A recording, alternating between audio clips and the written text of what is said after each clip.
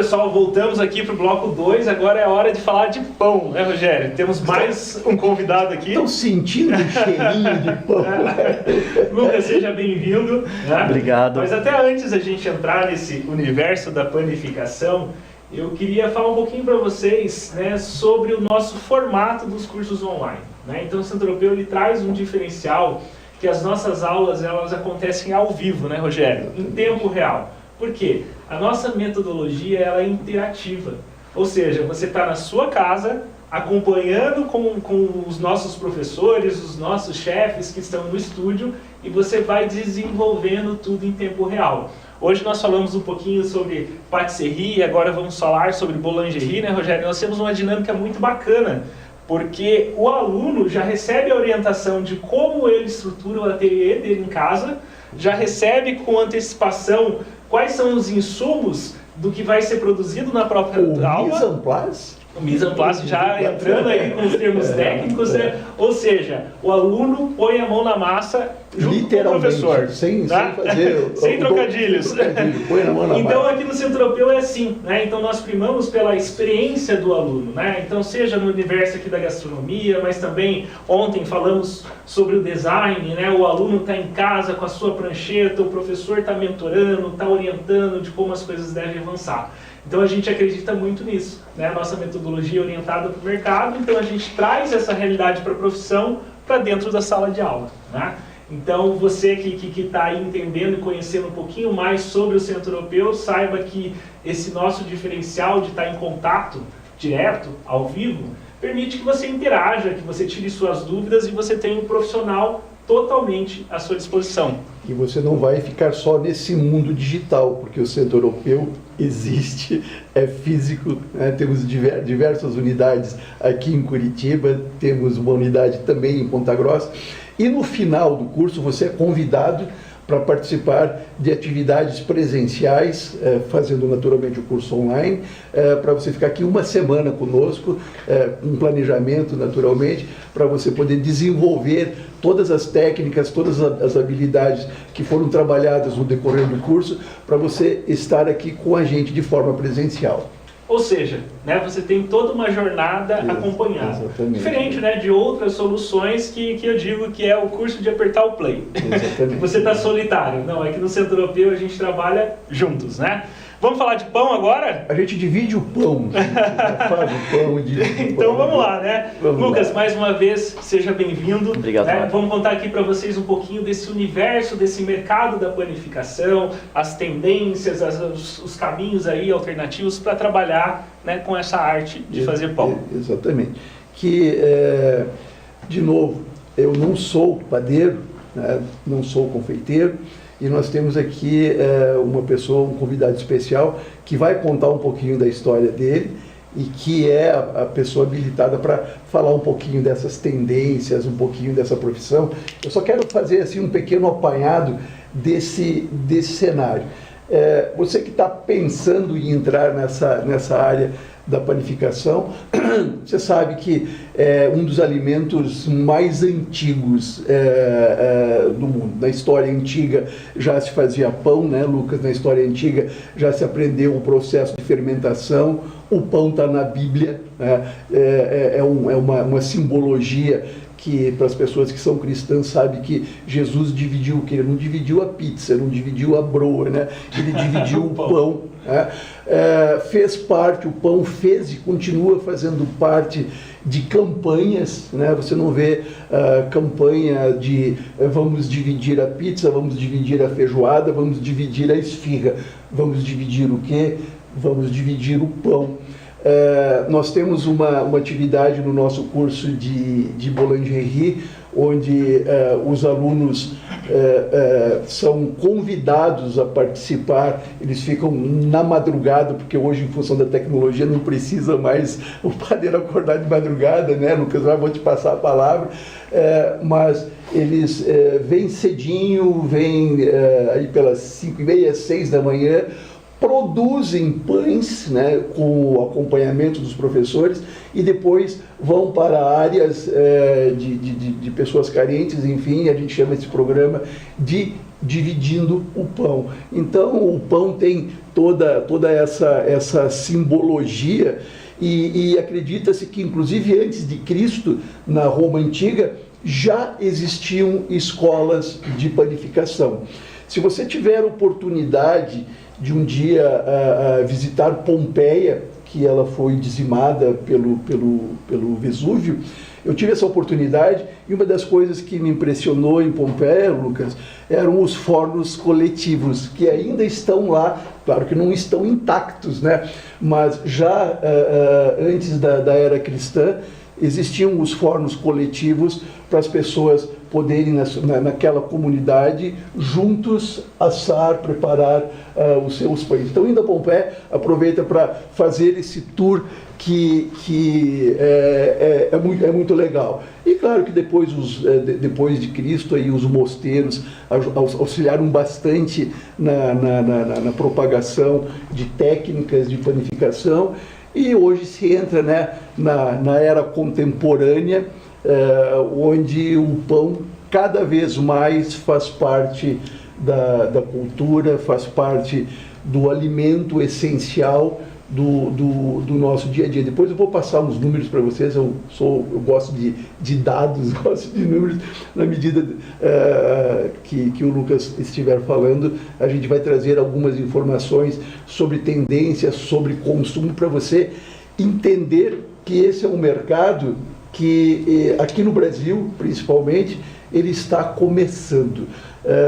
Nós tivemos uma bolha, né, durante a pandemia, e você deve ter acompanhado quanta gente começou a fazer pão e quanta gente, a partir dessa experiência, furou essa bolha e fez disso agora uma profissão, certo? Se especializou, estudou, fez as experiências, os aperfeiçoamentos e está transformando isso em uma profissão. Não necessariamente aqueles pães com misturas, enfim, mas fazendo pães com valor agregado, pão para um determinado nicho, para um determinado segmento, porque eu sempre procuro fazer essa correlação, porque nós somos uma escola de gastronomia e eu gosto bastante de analogia. Se você analisar, há uns 10 anos atrás, o consumo de vinho no Brasil era muito pequeno.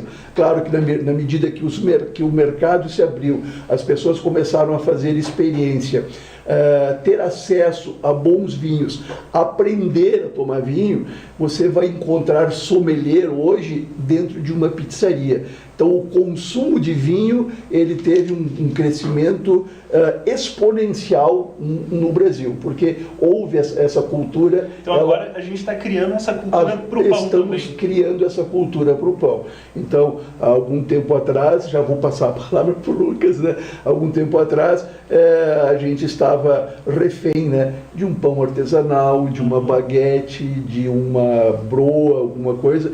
O que está se descortinando nesse mundo da panificação? Até o outro dia eu estava em uma reunião com o presidente do sindicato de panificação aqui de Curitiba, porque o momento é da fermentação natural. E eu pedi para dizer, Wilson, o que vem aí pela frente? Porque todo movimento ele é cíclico, né? Uhum. Então vai chegar um momento que a fermentação natural ela veio, nosso professor aqui da disciplina de fermentação natural, ela veio para ficar, mas com certeza vai ter um momento que ela chega, fica e vão surgir outras tendências para tomar lugar. É interessante você falar isso, Rogério, porque a gente começa a ver nas cidades aí que antes era tudo no mesmo espaço, né? Panificadora e confeitaria. Agora a gente tem lojas de pães, né? Específicas, né? Exatamente. E a gente começa também a conhecer diferentes produtos, né? Seja nos supermercados ou sejam realmente esses empreendedores menores que estão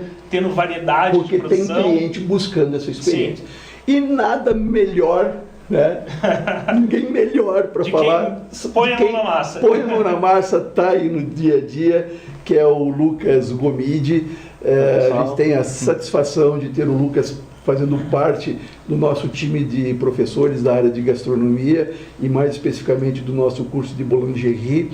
Eu brinco que o Lucas hoje é o dono da Maçã Padaria, que é a padaria queridinha de Curitiba.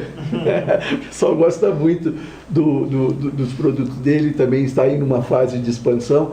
Lucas, sim, seja muito bem-vindo. Muito obrigado. O Lucas é um chefe premiado, a Maçã Padaria já também foi premiada pela revista Veja, pela Bom Gourmet, que é uma revista, um caderno de gastronomia aqui de Curitiba.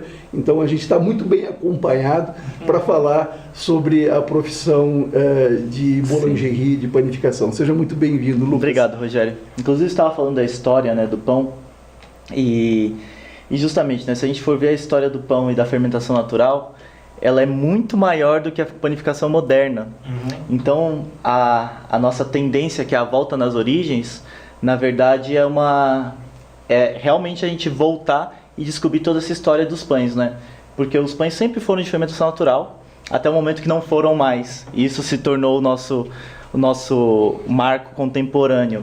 Mas a gente tem muito mais história de pão, justamente até antes de Cristo, né? Muito antes, inclusive. Do pão, todos eram de fermentação natural. Exatamente. Inclusive, você estava falando dos fornos de Pompeia, que já são muito antigos, mas os pães mais antigos ainda, eles eram fritos, porque era muito mais barato você ter acesso ao óleo do que a um forno.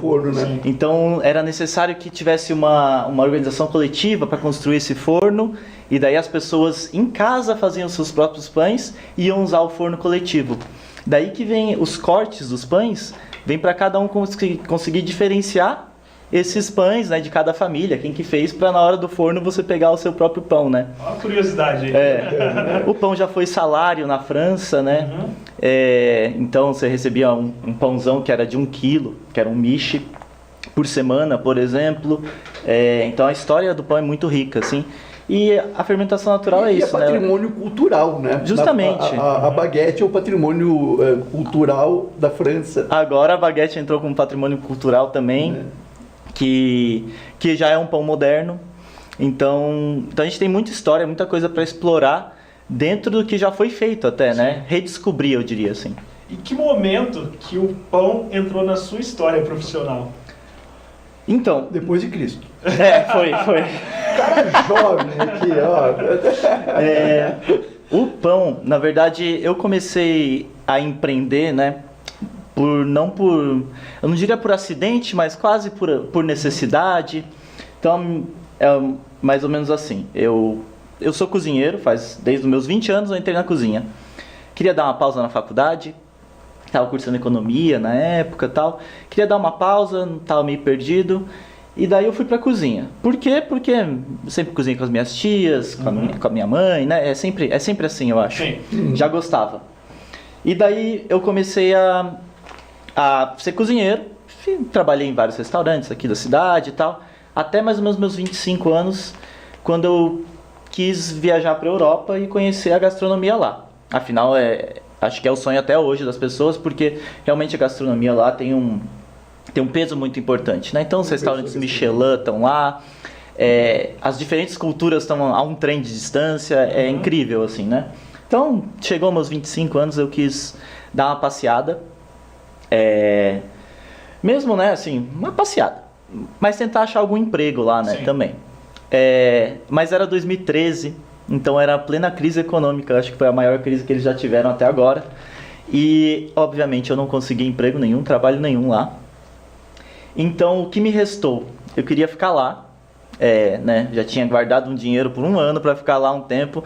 Tava lá no meu 3º mês, não tinha achado emprego. E não era ano sabático, né? Nossa, não. E daí eu queria... Praticamente uma aventura. Justamente, eu fui para me aventurar, né? Aproveitar que é novo, tem que se aventurar. E daí não me restou nada mais do que fazer um trabalho voluntário. Bom, o que consistia esse trabalho voluntário? Eu entrei na internet e trabalho voluntário é casa e comida, e você trabalha por isso. Pra mim eu achei ótimo. Sim, porque era o que você precisava naquele era o que eu precisava, de casa e comida. Mas eu sempre fui meio, vamos dizer assim, fresco pra comida. Eu queria uma comida boa. Então pra mim um trabalho voluntário num hostel não era muito legal. Então eu procurei trabalho voluntário em fazenda orgânica, porque daí eu pensei que eu teria comida boa, pelo menos. E realmente tive as melhores comidas, né? Essa foi realmente a minha formação gastronômica. Então, nessas fazendas, nesse mais de um ano que eu fiquei trabalhando nessas fazendas, Portugal, Inglaterra, eu acabei conhecendo o alimento de uma forma diferente, que a gente não acaba não tendo num curso, né, tradicional. Então eu conheci o alimento lá do começo e ainda trabalhei em alguns restaurantes, hotéis lá, que estavam dentro dessas fazendas, porque a fazenda orgânica por si só, ela procura também mais fontes de renda, né? Sim. E até mesmo uma coisa mais turística, principalmente na Europa. Então eu acabei tendo esse contato, criação de animais, desde o bebezinho até a carne final, os alimentos também, desde da semente até a parte final, né, deles. E lá na Europa eu conheci esse pão de fermentação natural, que aqui é claro que eu já conhecia de uma forma ou de outra, nas padarias antigas da Moca, lá em São Paulo, mas eu não conhecia profundamente. E daí nessas fazendas, é claro, todo mundo fazia o seu próprio pão. Se a gente não fazia o próprio pão, era o vizinho que fazia, tem esse senso de comunidade, e era sempre esse pão antigo. Bom, encurtando a história, quando eu voltei para o Brasil, eu queria muito trabalhar com orgânicos. Eu queria dar a chance, né, dar a chance para as pessoas terem contato com esse alimento. E então eu comecei aí voltei a trabalhar nos restaurantes e tudo mais, e como um side job, assim, eu ia nas feiras, conhecia os produtores, e eu revendia o produto deles no Facebook, e fazia umas caixinhas de vegetais. Uma ideia aí, gente. E frutas, né? Mas como eu já era cozinheiro, eu pensei, por que eu não boto um bolinho? Por que eu não boto um sanduíche? Por que eu não boto um biscoito? E daí sim que o negócio começou. Passou um tempo, eu estava fazendo isso, já fazia os deliveries no fim de semana, tinha alguns clientes, fui trabalhando o Facebook ali nesse sentido. Por isso o nome maçã, até que o pessoal me pergunta. Então maçã é porque a gente começou como um delivery de orgânicos e tal. Eu estava procurando a conexão com o Paulo. Eu não sabia dessa história. E daí a gente começou a fazer uns sanduíches para as pessoas, tal, sanduíches vegetarianos, com as coisas da feira, tal. E uma empresa de tecnologia aqui de Curitiba contratou a gente para fazer um catering para eles, o que deu um capital de giro para a gente, né? Um capital inicial, porque daí eles pagavam adiantado. Com esse dinheiro, o que aconteceu? O meu pão era a única coisa não orgânica, porque não existia, né, aqui. E daí a gente falou, não, vamos fazer o negócio direito, né? Vamos fazer o negócio certo, vamos fazer nosso próprio pão. Ideia maluca, né? Ideia maluca. Mas foi isso, pegamos esse dinheiro dessa empresa para fazer o catering, compramos um forno, coloquei no quintal da casa do meu pai, começamos a fazer o pão. Isso foi o que mudou a vida. Por quê? Primeiro porque a gente se apaixonou por fazer o pão. Foi uma coisa assim que é muito desafiador e é muito mágico o pão. Vocês dizem em relação ao processo ali, toda o processo toda, essa transformação, justamente, porque é muito mágico, né? Você começa com farinha, água, sal, 2 pozinhos e água. Sim, insumos simples, né? O mais simples impossível, né? E você mistura... E a conta do padeiro. E a conta do padeiro. O Lucas dá aula, né? A conta do padeiro, né? Que são as proporções, porque não deixa de ser uma ciência exata, né, Lucas? Então, você vê, né? São 3 ingredientes, mas a proporção deles é o que diferencia uma ciabatta de uma baguete. São os mesmos ingredientes. De um sourdough, de dar errado, dar certo, influencia totalmente o processo, né? Então são combinações infinitas. Não é que o pessoal, a conta do padeiro é coisa fácil, não é, tá? Ela tem metodologia. E daí foi esse processo que a gente acabou se apaixonando, eu e meu sócio, né, na época. A história curta foi que as pessoas pararam de pedir as cestas de orgânicos. A gente acabou se especializando nesse catering com sanduíches, com pão e com doces. Foi uma mudança natural Uma mudança natural, orgânica, como a gente gosta de falar. O mercado mesmo começou a pedir. Justamente. E daí a gente, né, sentiu ali que tinha um negócio ali dentro. E largamos, né, os vegetais, claro, continuamos com a nossa identidade, sustentabilidade e tudo mais, trabalhar com orgânicos ainda é nossa missão, mas daí a gente se especializou em fazer o que a gente sabia fazer mesmo, que era cozinhar e entregar o pão para as pessoas. A questão do pão veio justamente por isso, a gente começou a fazer por acidente, né? Mas para mim foi a melhor coisa que aconteceu, porque é um alimento diário, acessível e que não tem bloqueio. Então quando eu falo para você comprar uma cenoura orgânica, você fica tipo, tem um bloqueio a mais, vamos dizer assim, né? Sim. Você pensa duas vezes, pagar o dobro por isso. Agora o pão, você tem uma experiência, tem uma abertura a mais, porque é um alimento de todo dia. Você fala, hoje eu vou experimentar. A partir do momento que a pessoa experimenta, ela fica. Ela acaba gostando. Acho que esse movimento também está acontecendo, né? Conforme o Rogério falou antes, essa cultura que vem se formando, o pão ele ganhou um valor agregado.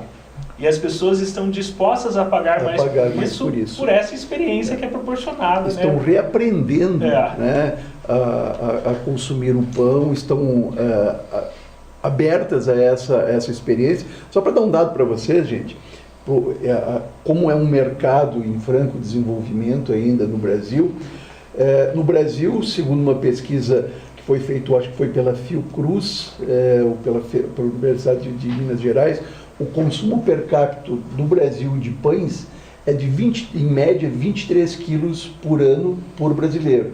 Enquanto os nossos irmãos aqui na Argentina e no Chile é em média 70 quilos. Então vejam, né, as dimensões, né, de um país como o Brasil, um país continental, desenvolvendo essa cultura.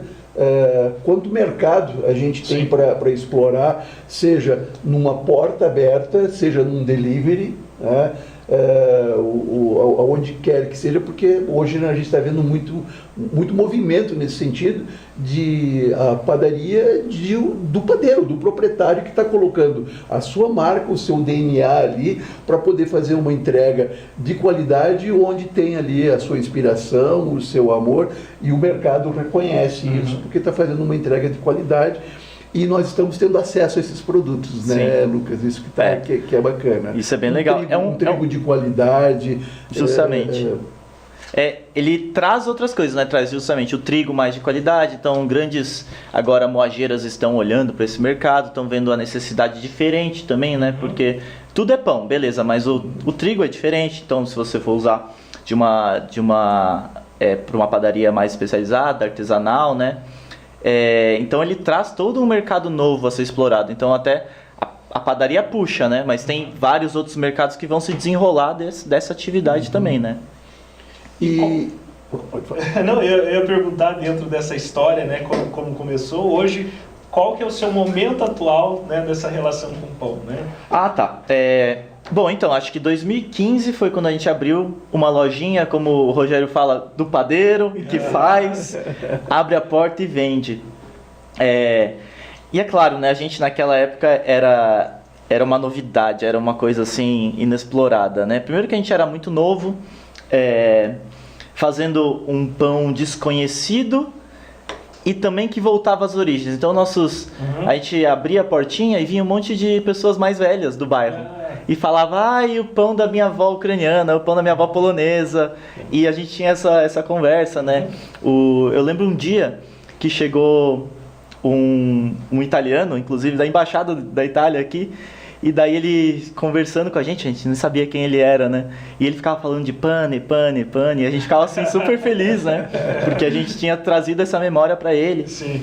Então, o que aconteceu? A gente criou um nome ali, criou uma identidade, as pessoas começaram a visitar lá muita gente e a gente foi obrigado a empreender daí, né? Até então, eu fazia os pães, eu não era empreendedor. E daí eu comecei a ver que eu tinha que realmente ter uma equipe, realmente ensinar as pessoas, ter acesso a equipamento, tecnologia, escalar também, para ter algum tipo de retorno, né? E é isso. Abri minha segunda unidade por razões físicas, na verdade, porque A primeira loja que a gente abriu tinha 35 metros quadrados. A gente começou, nos primeiros 3 anos, a gente fazia os pães na mão, a gente não tinha nem maceira. Daí, a partir do 3º ano, a gente começou a colocar máquinas lá, até que chegou o ponto que não cabia mais máquinas lá, então a gente pôs um andar do forno, 2 andares, 3 andares, botou uma maceira. E assim foi indo, já não cabia mais gente, já não cabia mais pão, não tinha como. A gente foi obrigado a expandir, e daí eu fui para minha segunda loja, que é no outro lado da cidade, na Vila Isabel, e lá a gente realmente investiu num fluxo de pão, num profissionalismo, assim, né, e na tecnologia para fazer pão. Então lá eu criei uma fábrica realmente de pão, que hoje a gente tem até uma capacidade bem legal de atender as pessoas. Hoje eu estou com 3 unidades, né, e nessa profissionalização? A Santa Felicidade ainda não. Mas tem que chegar lá. Tô esperando o Rogério só. Tô esperando. Só deixa eu fazer uma pergunta para o Lucas. Eu lembro que quando eu fui visitar a sua padaria, me chamou a atenção o modelo, não sei se você ainda continua com aquele modelo, onde ele tem uma produção de determinados tipos de pães do dia, né? E esse pão até 5 horas tem, as pessoas fazem encomenda, então vai fazer um pedido lá, já deixa feito o pedido de um determinado tipo de pão, de uma broa, um de centeio, enfim. Continua esse modelo, eu achei muito bacana o que você fez. A gente sempre teve escassez por ter muita demanda, né? Então a gente assim... Chegou depois das 5 ou faz encomenda. Sim. Isso, a gente recomenda sempre fazer encomendas, né? Mas hoje com a minha capacidade maior eu já tenho muito mais pronta entrega, você já entra lá e já tem uma experiência um pouco melhor, porque no final das contas você não quer deixar aquele cliente sair sem o pão, né? Mas trabalha bastante por encomenda, as pessoas ligam para fazer encomenda ainda bastante. Reservar o pão também. Vou reservar para tarde, porque daí ela sai do trabalho, ela quer pegar aquele pão. E daí também os produtos doces, né? Porque acabou entrando também, a gente acabou fazendo sonhos, né? Que também é pão, mas é doce. Um pão doce. E daí... Ele faz sonho de fermentação natural. Uau. Essas coisas a gente fica só falando, né? E daí não tem que ter demonstração aqui. Falei, quando a gente conseguir evoluir a tecnologia... O pessoal de casa passa à vontade, tudo bem, mas a gente não precisa. A gente vai fazer um menu degustação. Mas Lucas, me conta, né? Você falou dessa profissionalização, aumentar a escala. O que você fez para não perder a essência? Bom, eu acho que a essência em primeiro lugar, assim, quando você vai empreender, eu acho que é muito importante a sua essência não ser só particular, né? Então você tem que ter um sonho, né, que seja coletivo. Você tem que conseguir explicar para o seu funcionário, você tem que conseguir explicar para o seu investidor, para o seu sócio. Todo mundo tem que ter esse mesmo sonho, né? Eu acho que é essa a essência, né? Então você não perde essa essência se você realmente compartilhar isso, compartilha e vive aquilo, né? No caso, a gente também tenta sempre usar o máximo possível de ingredientes orgânicos, manter a nossa integridade, assim, nesse sentido. E eu acho que é isso, né? A gente quer... Você tem um propósito muito claro. Né? Justamente. E através dessa sua entrega, você entrega, né? Isso que você vê como importante para a sua marca, para o teu negócio. Isso. E na escalabilidade, na verdade, a tecnologia ajuda muito. Como eu comecei fazendo pão e eu fui aos poucos crescendo, eu aprendi muito. Então eu aprendi a cada passo, ralando mesmo, né? Ali no dia a dia. Essa pergunta que eu queria fazer, porque o pessoal aqui tem certeza que tem gente que quer empreender nesse mercado, mas conclui. Eu faço o fecho da pergunta. É nesse dia a dia, né? Nesse passo a passo que eu vou escalando de 30 para 60, para 100, para 200, para 500 pães. Então eu passei por toda essa história. Então eu realmente entendi como que é. Porque é engraçado, né? Mas ter uma padaria é diferente de ter 2, diferente de ter 3. E se eu tiver uma quarta, eu sei que vai ser diferente. E fazer pão é isso. Fazer sozinho é uma coisa, treinar uma pessoa é outra, ter uma equipe daí é outra, fazer em escala ainda é outra. Então eu tive esse passo a passo até o momento que eu estou hoje, né? De uma média produção. Ainda está muito longe de ser uma grande produção. Mas para manter a essência é isso. Acho que é um treinamento, né? Essa vivência que eu tive ajuda eu manter isso, porque eu passo isso para as pessoas todos os dias, né? Não tem como. Lucas, dentro dessa trajetória, você é um professor, é um empreendedor de sucesso.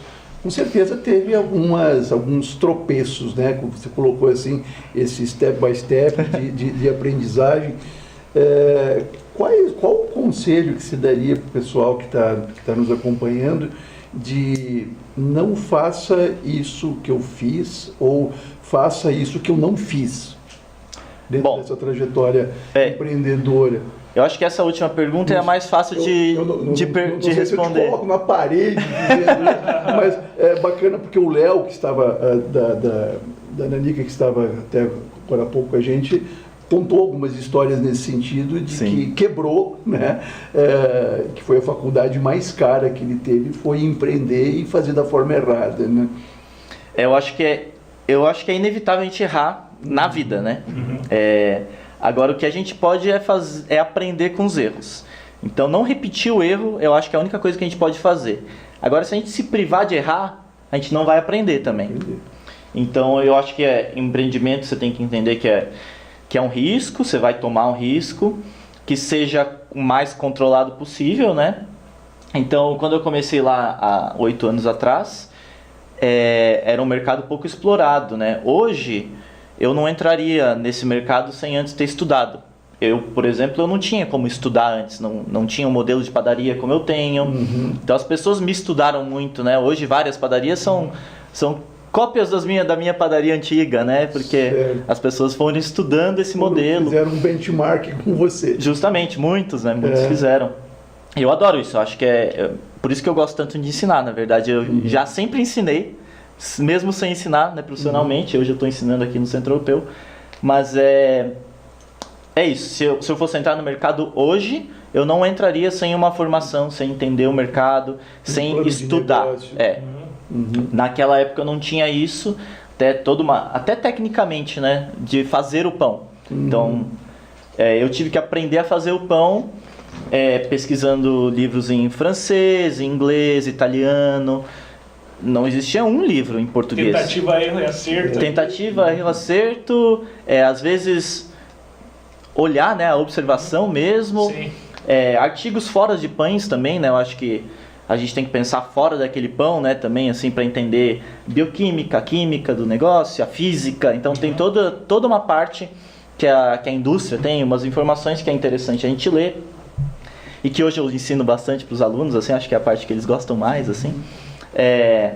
Então hoje eu já não entraria nesse mercado sem saber fazer nada, porque o meu progresso foi muito devagar. Como eu disse, 3 anos para comprar uma primeira maceira. Hoje é impossível.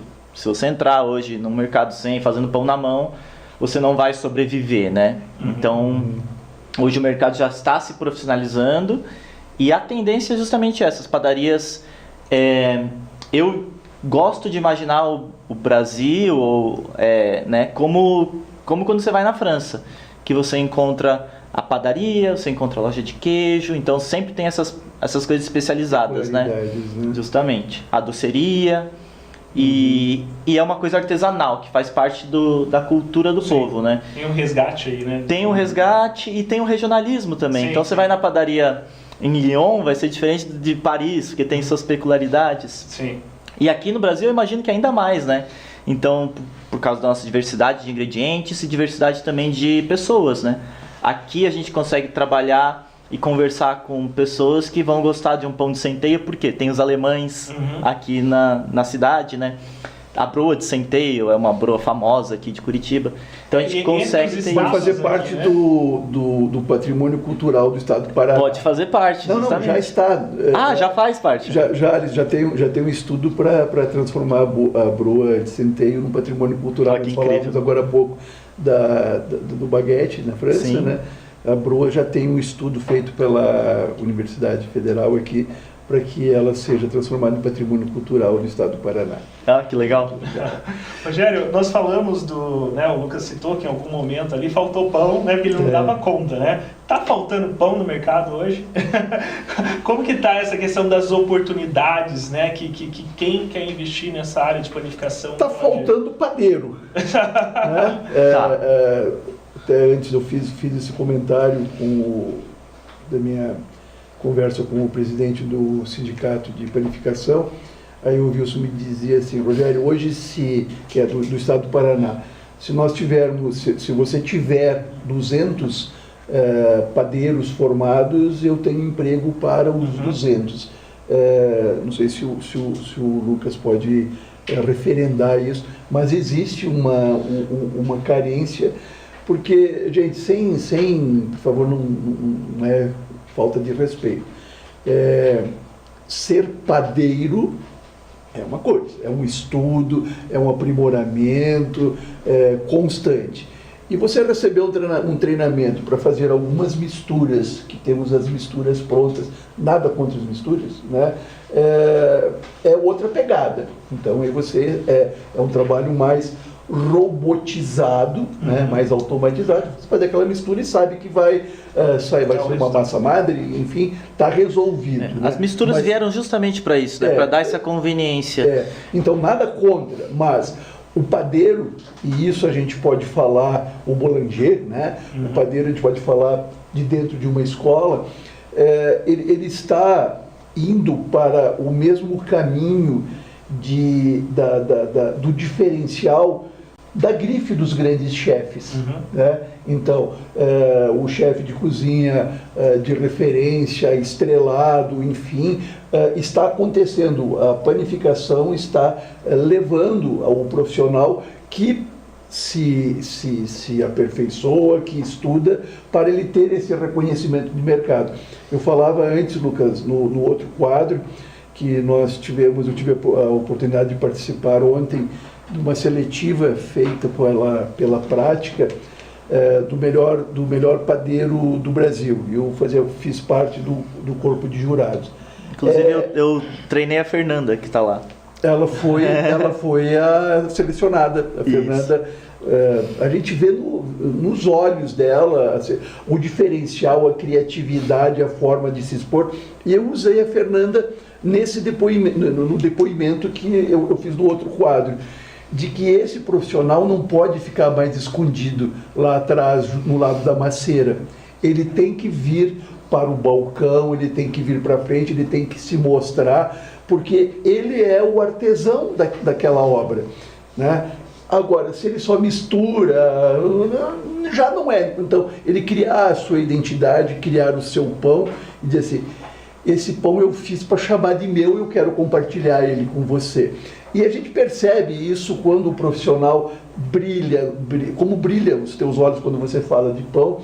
Então, o profissional da panificação, Ronaldo, está indo para o mesmo caminho dos grandes chefes igual de você cozinha. Falou, né, dessas oportunidades, dessas 200 vagas, ou seja, já é uma indústria já estabelecida, mas que também tem espaço para o cara que quer empreender, né? Tem espaço para quem quer entregar um produto mais boutique, mais de valor agregado. É o mercado que está se mostrando, né? Inclusive tem um vídeo, né, de um colega nosso aí, padeiro, para contar um pouquinho da experiência dele. Olá, meu nome é Josi. Eu fiz o curso de boulangerie no Centro Europeu e hoje eu trabalho com os pães de fermentação natural, fermento biológico, fermentação mista, atendendo a vários gostos dos clientes. E o curso para mim foi muito importante, porque eu tinha um pouco de insegurança na hora de atender um pedido grande, de fazer em grandes quantidades. E durante o curso, com os excelentes chefes, com as aulas práticas e teóricas, eu aprendi a ter segurança no meu trabalho. E então o curso para mim foi muito importante. Eu trabalho na cozinha da minha casa, atendo a hamburgueria e clientes do condomínio onde eu moro. Inclusive hoje acabamos de tirar aqui as últimas formadas. Eu só tenho a agradecer ao Centro Europeu e aos chefes por todo o ensinamento. Olá, tudo bem? Sou o chefe Mancuso, especialista em panificação, e quero contar para vocês a minha história na gastronomia. E essa história passa pela nossa escola, o Centro Europeu. Muito bem, eu sou formado em processamento de dados, pós-graduado em gestão empresarial e trabalhei como gerente em um banco. Isso mesmo, eu era bancário, pessoal. Em 2005, eu tive a oportunidade de participar do programa Mais Você, da Ana Maria Braga, para mostrar a minha coleção de aventais de cozinha. Eu era bancário, mas a cozinha já fazia parte da minha vida, né? Quando a matéria foi ao ar, que nós gravamos a receita, muitas pessoas começaram a me incentivar para trabalhar realmente com a gastronomia. E foi isso que eu fiz. Resolvi fazer o acerto no banco e montar uma cafeteria. E daí eu aprendi como não montar uma cafeteria. Fiz tudo errado. Cardápio, equipamentos, vendas. Eu só queria cozinhar. Então eu percebi que se eu quisesse mesmo trabalhar com a gastronomia, eu teria que estudar. E aí que entra a nossa escola Centro Europeu na minha vida. Encerrei as atividades da cafeteria em 2007 e comecei um curso de chefe de cozinha na nossa escola. Durante esse curso, eu também já estava trabalhando na própria escola, aproveitando o dia todo para respirar sobre gastronomia.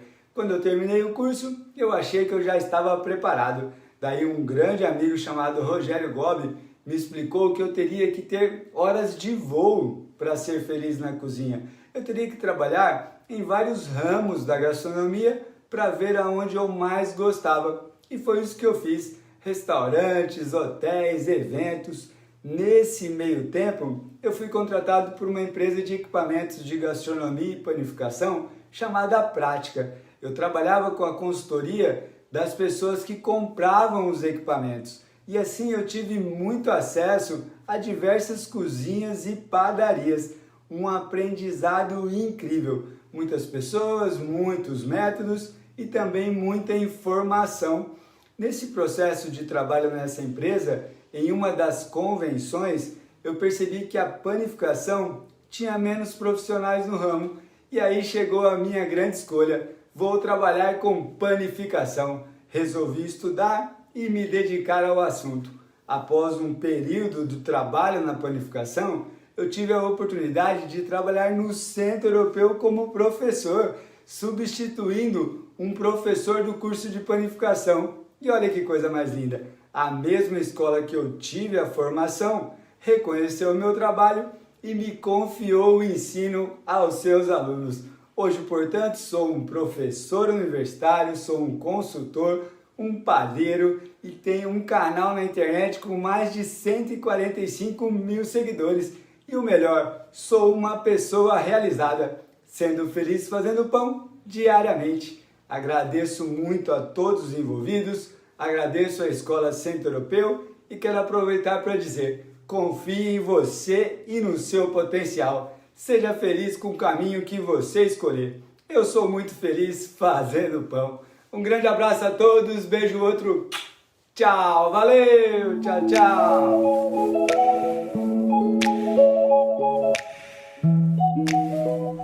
O que falar do chefe Mancuso, né, Rogério? Esse é apaixonado por pão, né? Ele usa o bottom, né? Eu amo pão. Eu amo pão. Realmente ele é uma pessoa, um profissional inspirador.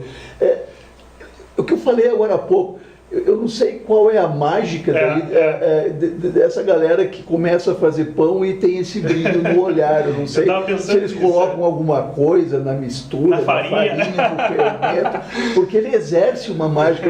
Dificilmente eu conheci um padeiro raiz que não é feliz fazendo pão. Você tem que fazer pão. Não conhecia até hoje, a gente vê nos alunos a transformação. E você que está em sala de aula, né, Lucas, deve também observar essa questão. Antes de passar para o Lucas, nós temos aí algumas perguntas sobre questão de investimento, remuneração. Gente, também não tem mágica, como todo negócio tem que passar por um estudo, por um plano de negócios. Como eu falei, em patisserie você tem que ver quanto que você vai investir e se a atividade vai remunerar, né? Então vai ter que fazer conta, contratar alguém para te ajudar a fazer conta. Porém, né, você está num segmento com excelente perspectiva de crescimento e que as margens são muito satisfatórias. Hoje, em função dos insumos que são utilizados, os insumos são relativamente baratos. Eu diria o seguinte, segundo, e até trocando uma ideia aqui com o Lucas, dependendo do que você estiver entregando, você pode chegar numa margem líquida de até 40%. Agora, tem um parênteses. O que você está entregando? O pão tem muito valor agregado, que é o exemplo que nós temos aqui, certo? Do que você está entregando?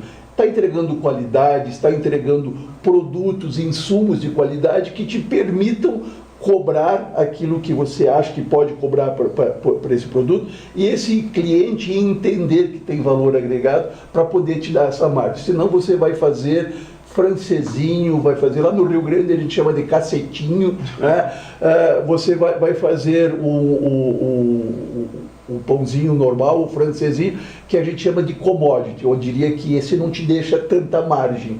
Então, essa questão, naturalmente, tem que passar por uma ficha técnica, tem que passar por esse estudo, mas, na medida que você agrega valor para essa entrega, você consegue excelentes margens de rentabilidade que possam remunerar o teu investimento. Então, para a gente ir para o final, eu queria transferir aqui, passar novamente a palavra para o Lucas, já agradecendo a tua participação. E é um trabalho inspirador, Lucas, tenho certeza que inspira as pessoas que estão participando. Obrigado pelos comentários. O pessoal aí está rasgando seda aqui para maçã. É boa mesmo. Quem vira Curitiba ou quem é de Curitiba, vá provar os pães do Lucas, que são fantásticos. Obrigado, Rogério, você já fez o merchan ali. Que então tem um pãozinho lá fora, então ele está sentindo o cheirinho. Vocês estão todos convidados mesmo.